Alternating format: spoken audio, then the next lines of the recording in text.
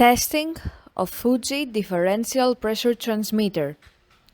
The transmitter has been set to a calibration range of input signal from 605 to 0 mm H2O.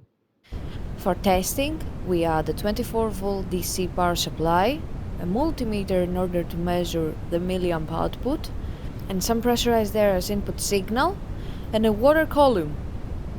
By manipulating the input signal, we see that at 605 mm H2O, the output is 4 milliamp, and at 0 mm H2O, the output is 20 milliamp.